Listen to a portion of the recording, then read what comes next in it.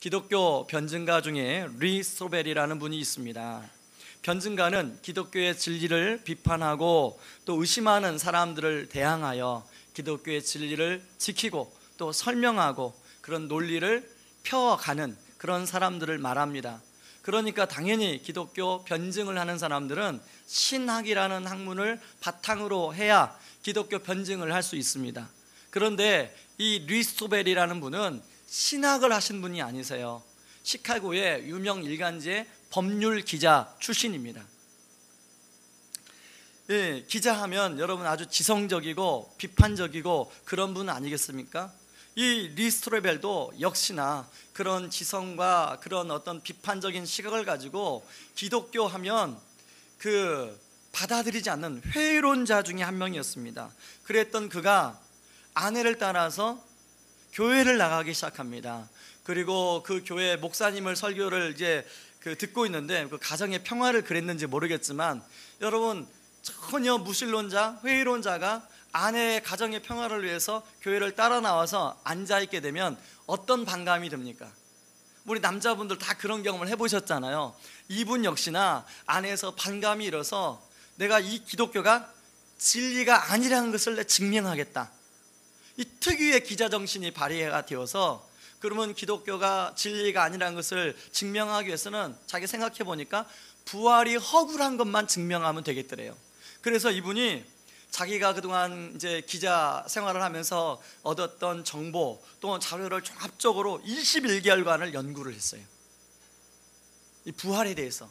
그리고 최종적으로 어떤 결정을 내렸냐면 내가 연구해 본 결과 예수님을 믿을 수밖에 없구나. 그리고 이분이 항복하고 예수님을 받아들이게 되었습니다. 그리고 난 다음에 이분 안의 삶이 이제 변화가 일어나기 시작했는데 자기 아내도 그 변화의 모습을 느끼고 자기 딸도 그 변화의 모습을 느끼고, 그리고 이제 이분이 20여 개월 동안 그 연구한 자료가 있을 거 아닙니까? 그 연구한 자료를 가지고 이제 책을 내기 시작했어요. 예수 그리스도의 부활, 예수는 역사다, 그리고 예수 그리스도, 그리고 또 하나의 책을 내게 됐는데 특종 믿음 사건. 앞으로도 책을 계속 낼 계획이라는 거예요. 그러면서 기독교 변증을 펼치는, 기독교에 예수가 없다, 기독교는 허구다라고 주장하는 사람들에게 자기의 특유의 논리로 내가 연구해 보니까 분명히 예수님은 진짜 살아계시는 분이다 라는 것을 그렇게 변론하고 있습니다. 특히 예수 그리스도의 부활이라는 책을 보면 그런 논리적으로 예수 그리스도의 부활이 얼마나 정말로 사실인가를 잘 보여주면서 자기가 어떻게 회의론에 빠졌던 자기가 어떻게 예수님의 부활을 받아들이게 되었는지를 아주 상세하게 소개하고 있습니다. 그 책에 보면요, 그 부활을 부인하는 부류의 사람들이 나오는데, 여러분 그 이슬람 사람들은 이슬람 경전에 보면 예수님이 십자가에도 못 박힌 게 아니라 십자가에 못 박힌 것처럼 보였다가 못 박힌 게 아니라는 거예요. 당연히 부활을 부정하겠죠. 그리고 힌두교인들, 유대인들 역시 부활을 부인한다고 그 책에서 기록하고 있습니다. 특별히 그뿐만 아니라 타종교를 믿는 사람들 뿐만 아니라 무신론주의자들, 2005년도, 2006년도에는요 이런 부활을 공격하는 두 권의 책이 나왔는데, 빈 무덤이라는 책과 지저스 페이퍼라는 책이 나왔는데 뉴욕타임즈의 베스트셀러 목록에 올랐다는 것입니다. 지금도 이러한 시도와 공격이 끊임없이 일어나고 있습니다. 여러분 잘 아는 다빈치 코드, 영화로도 나오고 책으로도 나왔던 책이죠. 이 다빈치 코드, 댄 브라운이 쓴 다빈치 코드란 책에서 보면 예수님이 막달라 마리아와 사랑에 빠져서 결혼을 했다는 것입니다. 그게 당연히 예수 그리스도의 부활을 부인하겠죠. 그런데 그 책이 많은 사람들에게 읽혀져서 특히 우리 자녀들, 청소년기에 있는 자녀들이 그 책을 읽고 부모님으로부터 그래도 믿음을 좀 물려받아서 조금 남아있던 믿음까지도 흔들어 놨다는 것입니다. 그 책에서. 제가 아는 집사님의 자녀도 그 유학생활을 하고 있는데 그 책을 읽고 와가지고 여름방학 때 아버지한테 어머니한테 내가 그 책을 읽어보니까 예수님이 안 계신 것 같아요. 저는 앞으로 교회 안 나가렵니다. 그랬다는 거예요. 여러분 그런 책, 그런 자료들이 끊임없이 그리스도의 부활을 부인하고 있고 공격하고 있어요. 우리도 그런 책을 읽으면 믿음 있는 우리마저도 혼란스러움에 빠질 때가 많이 있습니다. 여러분, 우리가 오늘 읽은 본문에도 보면 예수 그리스도의 부활을 믿지 못하는 사람들이 나옵니다. 요한복음 20장 9절에 보니까 그들은 성경에 그가 죽은 자 가운데서 다시 살아나야 하리라 하신 말씀을 아직 알지 못하더라. 예수님이 이미 십자가에 못 박히기 전에 내가 십자가에 못 박히고 3일 만에 부활할 것을 이미 말씀해서 이야기했어요. 그것도 한두 번 얘기한 게 아니라 여러 번 이야기했어요. 바로 십자가에 못 박히기 일주일 전에는 여러분 나사로 알지 않습니까? 나사로가 죽은 지 4일이 지나서 예수님이 나사로를 부활시켜서 사람은 죽었다가도 부활할 수 있는 것을 실례로 보여줬어요. 샘플이죠. 믿지 않는 사람들 위한 샘플. 그럼에도 불구하고 제자들이 예수님이 부활한 사실을 믿지 못했다고 나옵니다. 제자들만 아니라 고린도전서 15장 12절에 보니까 그리스도께서 죽은 자 가운데서 다시 살아나셨다 전파되었거늘 너희 중에서 어떤 사람들은 어찌하여 죽은 자 가운데서 부활이 없다 하느냐. 고린도 교회 사람들도 부활을 믿지 못했다는 거예요. 여러분, 이 말, 바울의 이 말은 반드시 부활이 있다는 말씀입니다. 그래서 성경은 부활 사건이 역사적 사건이라는 것을 고린도전서 15장 4절, 5절, 6절에서 보여주는데요. 같이 한번 읽어보겠습니다. 시작.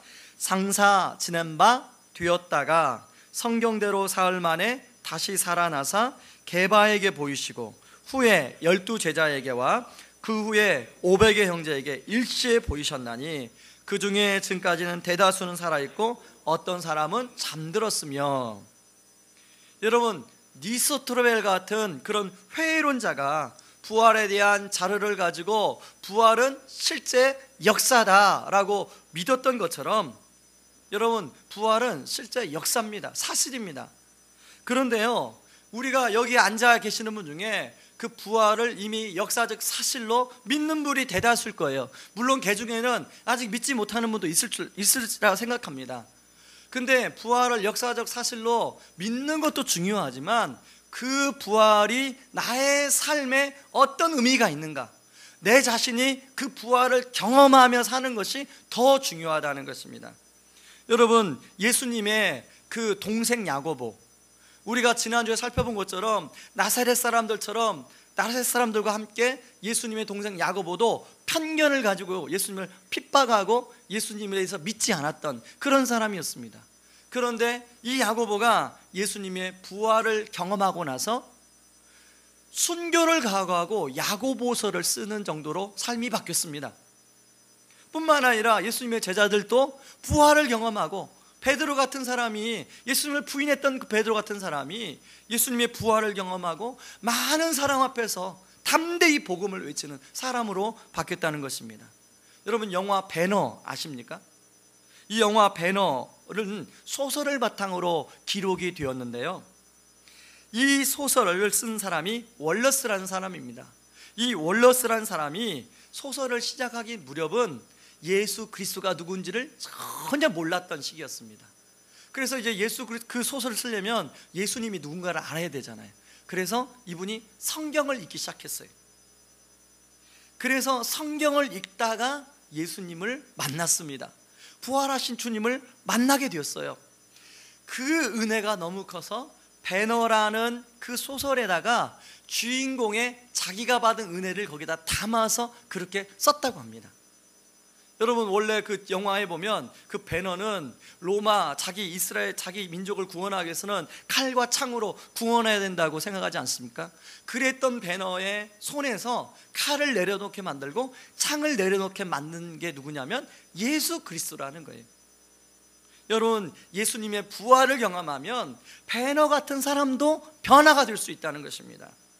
저는 우리 성도님들 가운데 예수 그리스도의 부활을 역사적 사건으로 믿는 것도 중요하지만 이 부활 사건을 내 삶으로 경험함으로 말미암아 나의 삶 속에서 부활이 주는 그 은혜와 유익을 누릴 수 있기를 주님의 이름으로 축원합니다. 첫 번째는요, 슬픔이 기쁨으로 변하는 유익이 있습니다. 여러분, 우리가 읽은 본문에 보면 막달라 마리아가 이제 이른 아침 동도 트기 전에 예수님의 무덤에 찾아옵니다. 이 막달라 마리아는 누가복음 7장에 보면 7 귀신이 들렸던 사람이었어요. 그런데 예수님을 만나고 7 귀신이 쫓겨나갔어요. 예수님으로부터 은혜를 참 많이 받았어요. 막달라 마리아가 그 고통 가운데 건져주신 예수님의 은혜에 너무 감사해서 십자가에 못 박히는 데까지 가서 예수님이 십자가에 못 박히는 것을 봤습니다. 여러분, 이 막달라 마리아의 심정이, 자기가 존경하고 사랑하는 사람이 처참하게 십자가에 못 박혀 죽어가는 모습 보면서 얼마나 많은 고통이 있었을까요? 여러분도 사랑하는, 여러분이 정말로 아끼고 사랑하는 할아버지든 부모님이든 아니면 여러분 가까운 사람이든 먼저 이 세상을 떠난 분이 있을 거예요. 그때를 한번 상상해 보세요. 여러분이 그분이 갑자기 돌아가셨을 때 여러분의 마음이 어땠는지. 저는요, 그런 경우를 여러 번 경험했는데 눈물이 말할 수가 없어요. 펑펑펑펑 쏟아지는데, 아마 이 막달라 마리아가 아마 그랬을 것 같아요. 그리고 예수님이 그 돌아가신 십자가에 못 박힌 사건 이후로 그날 밤새도록 막달라 마리아가 막 울지 않았을까요? 그러고 나서 이제 향유를 가지고 예수님 시체에 좀 발라주려고 왔는데 예수님 시체가 없는 거예요. 여러분, 오늘 막달라 마리아가 극도의 슬픔에 빠져 있다는 것을 성경은 보여주고 있는데요, 요한복음 20장 11절 13절 15절 우리 같이 한번 읽어봅니다. 마리아는 무덤 밖에 서서 울고 있더니 울면서 구부려 무덤 안을 들여보나니, 요한복음 20장 13절 천사들이 이르되 여자여 어찌하여 우느냐 이르되 사람들이 내 주님을 옮겨다가 어디에 두었든지 내가 알지 못함이니이다. 예수께서 이르시되 여자여 어찌하여 울며 누구를 찾느냐 하시니, 마리아는 그가 동산직인 줄 알고 이르되 주여 당신이 옮겼거든 어디 두었는지 내게 이르소서, 그리하면 내가 가져가리이다. 여러분, 마리아가 너무 슬퍼서 울고 있었어요. 그런데요, 천사들이 뭐라고 하냐면 마리아를 보고 어찌하여 우느냐, 또 예수님 역시도 어찌하여 마리아야 우느냐라고 얘기해요. 여러분, 이 마리아의 관점에서 이 울고 있는 마리아가 이해가 되십니까? 안 되십니까? 당연히 이해가 돼요. 아마 우리가 마리아라도 그렇게 울었을 거예요. 그런데 천사들은 어찌하여 우느냐라고 얘기를 해요. 여러분, 이게 땅의 관점과 하늘의 관점의 차이인데요, 땅의 관점에서 보면 마리아가 이해가 돼요. 근데 하늘의 관점에서 보면 울고 있는 마리아가 이해가 안 되는 거죠. 왜냐하면 예수님이 사망의 권세를 이기시고 부활하셔서 모든 억압을 끊으셨는데 너무 기쁜 일 아닙니까? 천사들도 예수님이 부활해서 영광의 찬송을 하고 있는 시점인데 울고 있는 마리아를 보니까 어찌하여 우느냐라고 묻고 있는 것입니다. 여러분, 우리가 가끔은 우리 삶에 절망과 낙심이 찾아올 때가 있어요.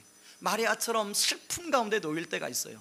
그런데 이 관점을 땅의 관점이 아니라 하늘의 관점으로 그 문제를 보게 되면 그것이 낙심과 절망이 아니라 나를 향한 놀라운 하나님의 섭리요 계획이라는 것을 우리가 느낄 때가 얼마나 많이 있습니까? 극도로 비탄과 애통에 빠져있던 마리아가 오늘 16절에 마리아야, 그 부르시는 주님의 음성을 듣고 그분이 주님이라는 걸 알게 됩니다. 그리고 마리아가 그때부터 더 이상 슬퍼하지 않고 기뻐서 정신없이 제자들한테 뛰어가서 제자들한테 예수님의 부활 소식을 전해주고 있어요.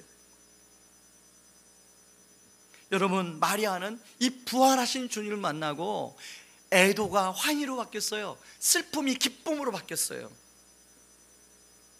우리 역시 이 부활하신 주님을 만나게 되면 더 이상 슬픔 가운데 빠지지 않고 그것이 기쁨으로 바뀔 수 있는 줄 믿습니다. 제가 예전 교회에서 함께 제 강의를 들었던 집사님이 있습니다.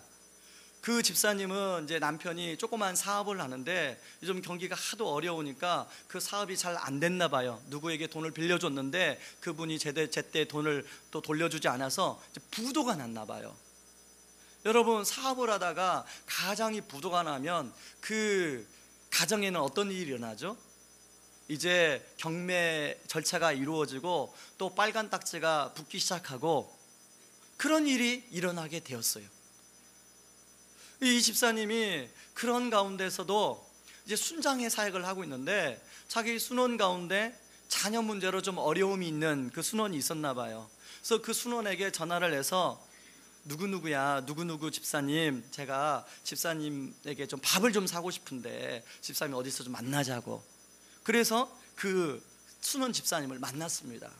그래서 밥을 맛있게 이분이 사주시고 하는 말이, 내가 무슨 턱이라도 내서 좀 당신을 위로하고 싶고 사주고 싶은데 내가 오늘 밥 사주는 것은 어제 우리 집에 빨간 딱지가 들어온 턱이라고, 그렇게 얘기를 했다는 거예요. 여러분, 빨간 딱지가 뭔지 아시죠? 저도 어렸을 적 늘 집안에 빨간 딱지가 많이 붙어 있어서 그 빨간 딱지가 뭔지를 알아요. 이 순원 집사님이, 이 집사님의 그 고난이 더 크잖아요. 지금 빨간 딱지가 붙고, 가재도구에 빨간 딱지가 붙고 이제 경매 절차가 이루어지고 집은 경매에 넘어가게 생긴 상황인데도 자기가 훨씬 그 집사님보다 덜한 고통 가운데 있는데도 내가 빨간 딱지 들어온 턱을 낸다고. 그분이 왜 그렇게 이야기했을까요? 그분은 지금 잠시 자기들이 겪고 있는 이 고난, 잠시가 될지 영원히 될지 모르지만 이 고난이 땅의 관점이 아니라 하늘의 관점으로 그 고난을 바라본 거예요. 여러분, 하늘의 관점을 보면 그 고난은 무엇입니까? 고난은 변장된 축복이라고 우리 머리로 알고 있잖아요. 그분은 그걸 머리로만 아는 게 아니라 부활의 렌즈로 그것을 보고 그렇게 고백했다는 거예요. 그랬던 순원이, 자기 자녀의 문제로 힘들어하고 있던 순원이 자기 자녀의 문제를 보는 시각이 달라졌다는 것입니다. 여러분, 어제 우리 특세 마지막 날 조명숙 교감선생님 모셔서 간증을 들었습니다.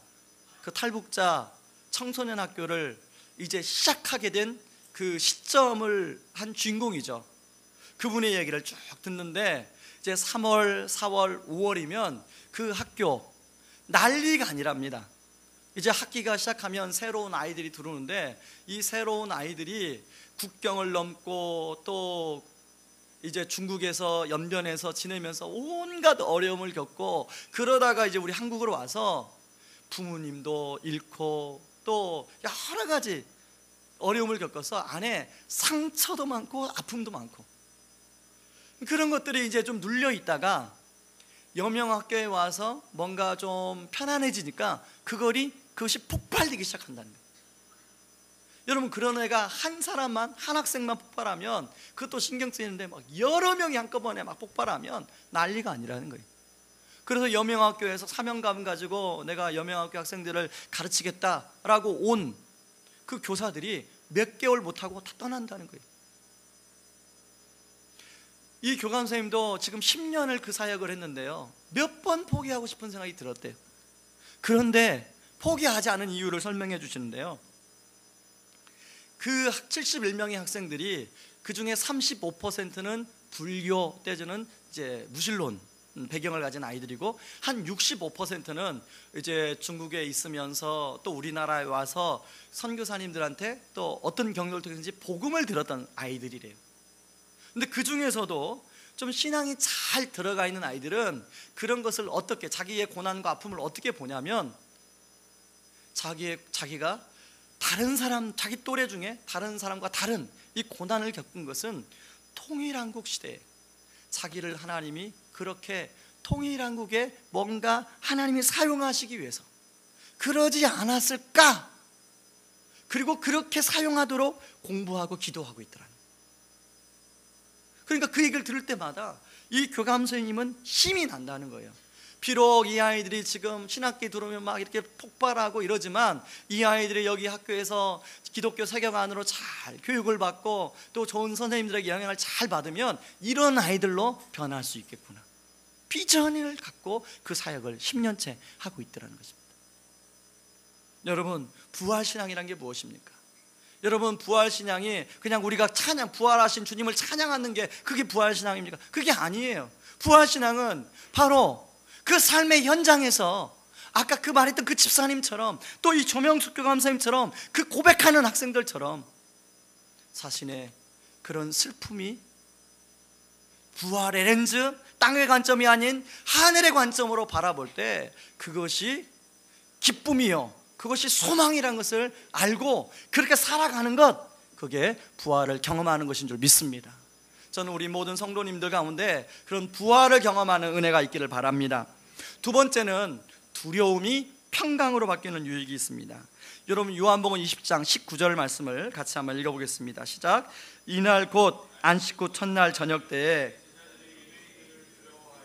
모인 곳의 문들을 닫았더니 예수께서 오사 가운데 서서 이르시되 너희에게 평강이 있을지어다.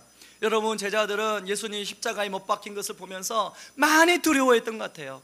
그래서 문을 꼭꼭 닫고 있어요. 여러분, 지금 북한의 그 위협이 점점 강도가 세워지고 있잖아요. 지난주는 북한의 전시 상황을 선포했다는 그런 신문 기사가 나왔습니다. 많은 네티즌들이 그걸 보면서 막 두렵다고 이야기를 하고 있어요. 전쟁을 경험하지 않은 세대들이 전쟁을 모르니까 혹시나 전쟁 나면 어떻게 할까? 저 역시도요, 한번 상상을 해봤습니다. 오늘 새벽에 딱 일어났는데, 여러분, 새벽에 딱 일어나는 순간 뭐가 찾아와요? 그 아무 생각도 없는 순간에 갑자기 그 생각이 나는 거예요. 만약에 전쟁이 일어나면 나는 어떻게 할까?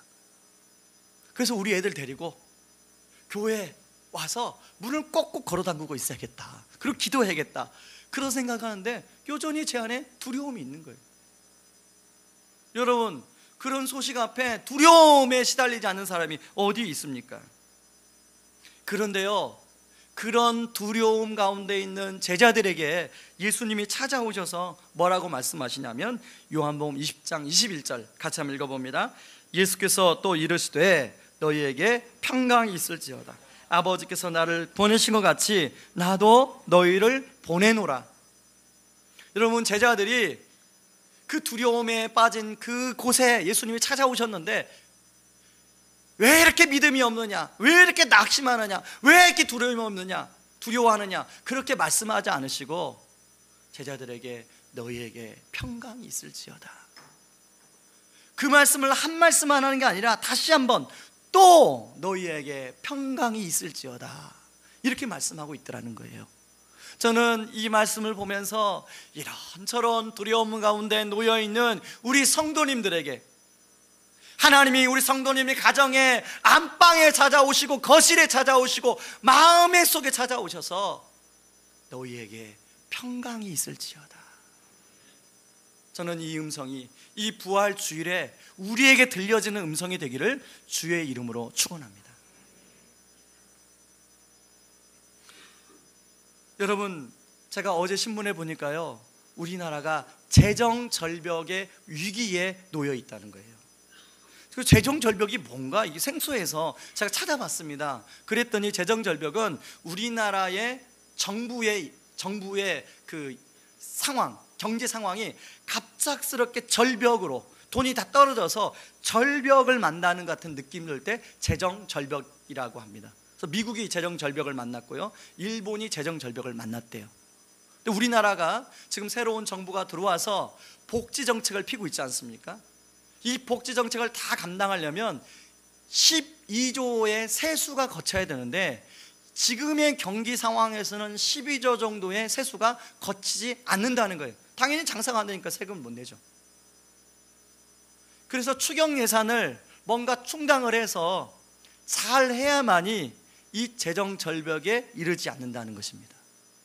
여러분, 만약에 하반기에 이제 이 정부가 돈을 다 쓰고 돈이 떨어지면 그 여파가 누구한테 미칩니까? 당연히 우리 서민들에게 미치지 않겠습니까? 그런 걸 생각하면 지금도 살아가기가 힘들다고 어렵다고 하는데 더 두려움이 있어요. 앞으로 더 어렵다고 하니까, 뭔가 희망적인 얘기를 줘야 되는데 더 어렵다고 하니까. 박근혜 정부가, 새로운 정부가 들어오면 뭔가 희망일 거라고 생각했는데 더 어렵다 하니까. 여러분, 그런 두려움, 어떤 분은 불면이라는 그 상황 속에서 지금도 매일 밤마다 싸우시는 분이 계실 거예요. 저는 그런 두려움과 공포가 예수의 이름으로 떠나가는 은혜가 있기를 바랍니다. 세 번째는 의심이 확신으로 변하는 그런 유익을 누리게 됩니다.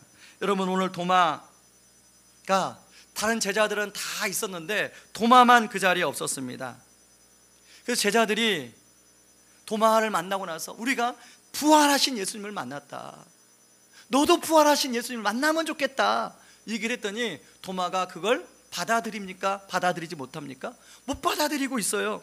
요한복음 20장 25절 말씀 같이 한번 읽어보겠습니다. 다른 제자들이 그에게 이르되 우리가 주를 보았노라 하니 도마가 이르되 내가 그의 손 못자국을 보며 내 손가락을 그 못자국에 넣으며 내 손을 그 옆구리에 넣어보지 않고는 믿지 아니하겠노라 하니라. 도마는 다른 제자들이 다 예수님 만났다고 하는데 자기는 예수님의 못자국에다 손가락을 넣어보고 옆구리에다가 손을 넣어봐야 믿겠다는 거예요. 여러분, 우리 가운데도 그렇게 해야만이 믿어지는 분 있잖아요. 저는 그냥 예를 들면 그냥 믿어지는 사람도 있고요, 뭔가 확실하게 논리가 이해가 되어야 믿어지는 사람이 있어요. 저는 그게 나쁘지 않다고 생각해요. 왜냐하면 이 사람마다 이 하나님이 만들어 놓으신 어떤 논리 구조가 달라서 그래요. 특히 남자분들이 그런 접근이 그런 접근으로 믿음을 찾아가는 분이 많은데요, 그분들의 믿음이 잘못됐다 저는 생각하지 않습니다. 그분들은 신중할 때 굉장히 신중해요. 그런 성향이 참 도움이 될 때가 많이 있습니다. 바로 도마가 그런 스타일이었나 봐요. 그런데 그런 도마에게 예수님이 찾아와서 도마, 너 이렇게 믿음이 없냐? 그렇게 하지 않으시고 뭐라고 말씀하세요? 우리 27절 말씀 같이 한번 읽어보겠습니다. 도마에게 이르시되 내 손가락을 이리 내밀어 내 손을 보고 내 손을 내밀어 내 옆구리에 넣어보라. 그리하여 믿음 없는 자가 되지 말고 믿는 자가 되라. 여러분, 도마에게 뭐라고 해요? 예수님이 도마의 그 눈높이로 예수님이 낮아지셔서 도마와 눈을 맞추면서 도마야, 나는 괜찮다. 네가 믿음을 갖는 것을 위해서라면 이 손에, 이 못자국에 네 손을 만져보고 옆구리에 네 손을 넣어봐라. 예수님 말씀하시는 거예요. 저는 이 가운데 그런 회론적으로 그런 도마 스타일의 믿음을 하시는 분들에게 오늘 예수님이 말씀하신 그 손자국을 만지고 옆구리에 손을 넣어서라도 믿음을 선물로 받기를 주님의 이름으로 축원합니다. 왜 우리가 믿음을 선물로 받아야 되냐면 예수님은 믿음을 받는 자는 생명을 누리게 된다고 하기 때문에 그래요. 도마에게 이렇게 얘기하죠. 너는 나를 본고로 믿느냐? 보지 못하고 믿는 자들은 복되도다 하신다. 여러분, 우리도 도마처럼 꼭 내가 눈으로 확인하고 내가 뭔가 만져봐야만이 믿는 스타일의 사람 경향들이, 그런 사람만 있는 게 우리 안에 그런 경향들이 조금 있습니다. 그런데 그런 분들이 이 예수 그리스도를, 부활하신 예수님을 삶으로 경험함으로 말미암아 더 이상 예수님을 믿지 못하는 게 아니라 예수님을 만나고 부활의 은혜를 누리시기를 바랍니다. 예수님이 30절과 31절을 더 언급하시는데요, 같이 한번 읽어보겠습니다. 예수께서 제자들 앞에서 이 책에 기록되지 아니한 다른 표적도 많이 행하셨으나 오직 이것을 기록함은 너희로 예수께서 하나님의 아들 그리스도이심을 믿게 하려 함이요 또 너희로 믿고 그 이름을 힘입어 생명을 얻게 하려 함이니라. 여러분, 예수님이 원하시는 건 뭐예요?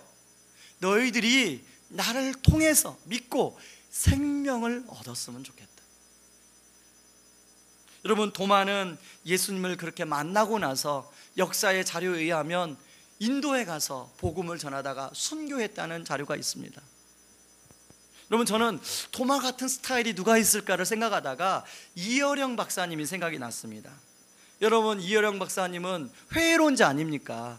무신론자 아니었습니까? 그랬던 그가 자신의 딸 그 이민아 씨를 통해서 예수님을 만나고 나서 이제 기독교에 세례를 받고 기독교에 입문을 하게 됩니다. 그러고 나서 여러 가지 책들을 많이 냈어요. 최근에 쓰신 책이 우물을 파는 사람이라는 책을 썼습니다. 그 우물을 파는 사람이라는 책에서 이어령 박사님이 이런 고백을 합니다. 저는 한 우물을 파라고 하였지만 거꾸로 저는 여기저기 새 우물을 파고 다녔습니다. 이곳을 파면 물이 나올까 하는 호기심과 궁금증이 바로 나의 갈증이었던 것입니다. 그래서 우물을 파다가 작은 물방울만 비쳐도 나는 금세 다른 우물을 파기 위해 그 자리를 떠나야 했지요. 그것이 나의 글쓰기이고 여기저기 전전해온 나의 직업들입니다. 아마 내가 기독교에 입문하게 된 것도 그 우물 파기의 하나일 것입니다. 다만 다른 것이 있다면 그것이 내가 목을 축일 수 있는 최종의 우물 파기가 되어달라는 기도였던 것이지요. 이 책에 엮어진 언어들, 완성되지 못한 이 쪼가리 글귀들이 바로 내 우물 파기의 흔적들입니다. 마음 같아서는 모세처럼 지팡이로 바위를 쳐 사막의 갈증을 채워보고도 싶지만 유감스럽게도 어디 내가 그런 성자가 될 수 있겠습니까? 하지만 누가 합니까? 언젠가 내가 판 우물물에서 시원한 물줄기가 솟고 이 글을 읽어주실 여러분과 함께 마시는 기적 같은 날들이 찾아오게 될는지, 그때가 되면 우물을 파는 사람이 아니라 우물물을 마시는 사람으로 변신해 꽃갱이보다는 빈 표주박을 들고 생명수를 마시기 위해 여러분이 늘어서 있는 긴 줄 뒷자리에서 있을지도 모르겠습니다. 여러분, 이 자리에 여전히 꽃게를 가지고 우물이 어딘가를 계속 다니면서 파고 다니는 사람이 있다면 이제는 그 꽃갱이 내려놓으시고 이미 예수 그리스도가 유일한 우물이라는 것이 증명이 되었어요. 부활하신 주님이 우리 삶의 유일한 우물이라는 것이 드러났어요. 그 우물에 여러분의 빈 표주박을 내리고 그 우물에서 생수를 같이 뜨고 마심으로 인해서 우리 삶이 달라지는 은혜가 있기를 주님의 이름으로 축원합니다. 말씀을 마무리하면서 한 이야기만 하고 마무리하려고 합니다. 저는 지난 금요일 날 아주 기쁜 메일을 하나 받았습니다. 제가 예전에 한번 우리 성도님들한테는 말씀을 드렸던 것 같은데, 제가 전에 교회를 사임하기 전에 한 산부인과에서 만난 자매님의 이야기입니다. 이 자매님이 저에게 메일을 보내서 최근 근황을 자기 이야기하면서 한 내용이에요.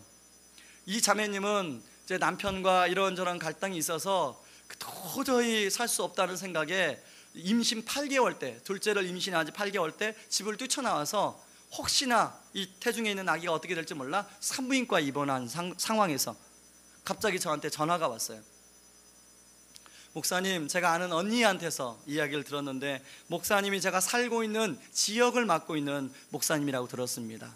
저는 아직 기독교를 믿지 않는 사람입니다. 목사님, 혹시 저를 좀 찾아와 줄 수 있으십니까? 그래서 그 자매님을 그 산부인과에 찾아갔습니다. 그리고 그 자매님과 그때부터 교제가 시작이 됐어요. 그 자매님을 말씀을 읽게 하고, 그리고 여러 가지 성경적인 이야기를 해주고 끊임없이 말씀으로 회복되도록 도와주고, 저는 이제 사임을 해야 되니까 다른 분들한테 유임을 하고 저는 사임했는데, 이제 그런 처음 주님을 이제 저를 통해서 만나다 보니까 그 이후로도 저한테 계속 어려울 때마다 문자를 주시고, 또 뭐 그런 일이 그냥 한 번으로 끝납니까? 막 여러 번 있지 않습니까? 그럴 때마다 이제 저한테 SOS를 요청을 하고, 또 그러면 저는 이제 그쪽 교역자도 배려해야 되니까 제가 만나지는 못하고 문자로 격려해드리고 이랬던 분인데, 그분이 이렇게 메일을 보냈어요. 저희는 이번 고난주간에 남편과 같이 본당에서 1시간 전부터 들어가서 기도하고 예배드리고 오면서 집에서도 계속 예수님에 대해 묵상하고 얘기 나누고 그랬습니다. 맨 처음 목사님을 뵈었을 때는 꿈도 못 꿀 일들에 감사하고 또 감사한 나날을 보내고 있습니다. 정말 나를 위해 십자가에 죽으신 그 주님을 제가 사랑합니다. 저는 죄인입니다 라는 고백뿐이 없는 것 같아요. 그리고 그 넓고 깊고 무지하게 크신 하나님이 저 같은 거 구원해 주신 것 자체가 가슴 벅차고요. 또 제가 그걸 깨닫게 해주신 그 은혜에 또 감사하고 끝이 없네요. 오늘 다락방 공부를 하다가 이전에 목사님께서 구레네 사람 시몬 얘기 해주신 게 생각났어요. 그 아들 루포와 알렉산더가 초대교회의 중요한 인물이 되었다는 이야기. 그때는 당장 내 십자가가 그런 것 안 지게 해주시면 좋겠다고 생각했는데, 그리고 더 이상 우리 아이 재원이나 균혜한테까지 갈 것도 없다고 생각했었는데, 이런 제가 아이들이 하나님 마음에 합한 자로 하나님의 기쁨으로 자라길 소망하게 만드신 하나님께 너무 감사드려요. 지금은요, 그 남편도 부활하신 주님을 만났어요. 그 남편이 부활하신 주님 만나기까지 이 자매님이 얼마나 많이 인내하고 기다려주고 기도하고 하나님께 매달렸는지 몰라요. 그 가정에 하나님의 은혜를 주셨어요. 그 가정이 회복이 되기 시작해요. 그래서 제가 이번 주에 한번 놀러 오라고 그랬어요. 밥 사드리겠다고.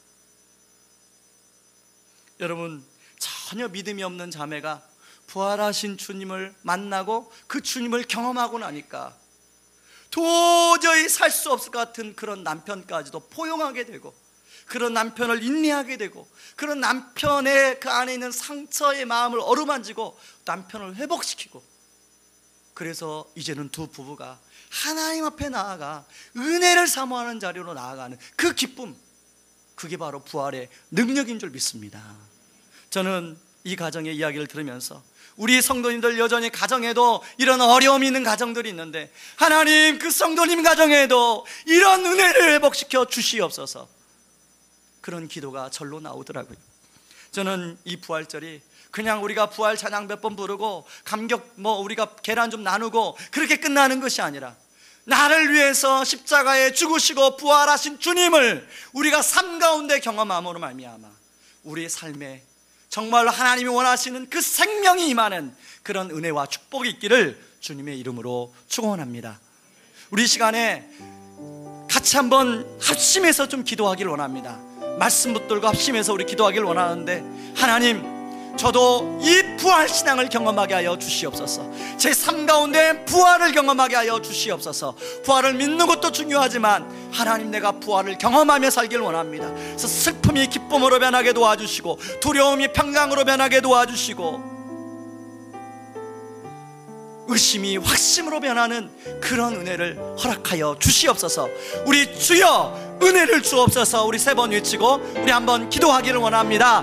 주여 은혜를 주옵소서.